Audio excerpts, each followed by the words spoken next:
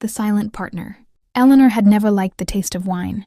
She liked the smell of crushed grapes at dawn, the weight of a full barrel, the way sunlight painted the vines gold. At 68, her hands still remembered every knot in the trellises she and Thomas had tied 35 years ago.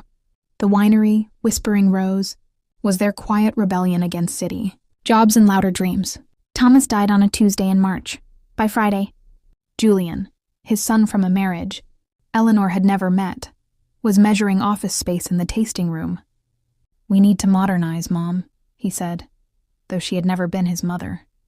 Investors want sleek. They want apps, not anecdotes. She signed the papers that made her a minority partner, 10%. Enough to keep a chair at board meetings, not enough to keep a voice.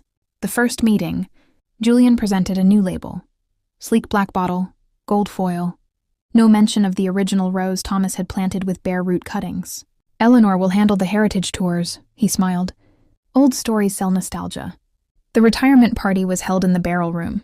Fairy lights, catered salmon, a jazz trio playing songs Thomas hated. Julian handed her a mug. "World's oldest employee in Comic Sans." Laughter rippled like spilled Merlot. Someone filmed it for the winery's new TikTok. Eleanor smiled until her cheeks ached, then excused herself to check the fermentation tanks.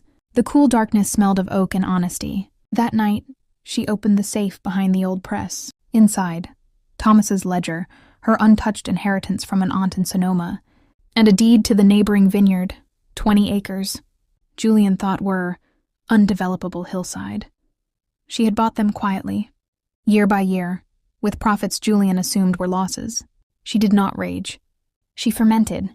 Whispering Rose new label launched a fanfare. Influencers posed with black bottles against sunsets. Sales tripled. Eleanor's heritage tours ran twice a week. She told stories of frost, nights in stubborn soil while guests sipped, the wine that carried her husband's ghost. Tips went into a separate account. 6 months later, the neighboring vineyard, now named Last Light, released its first vintage. Same varietal, same clones, but aged in barrels Eleanor had seasoned herself.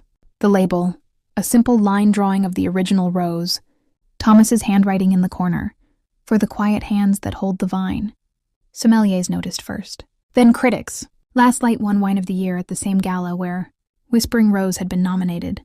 Eleanor accepted the award in a navy dress the color of midnight grapes.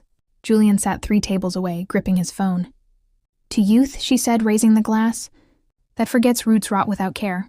Alive, unapologetic. The vines did not care who owned the deed. They only remembered the hands that had tended them." The next morning, Last Light's website crashed from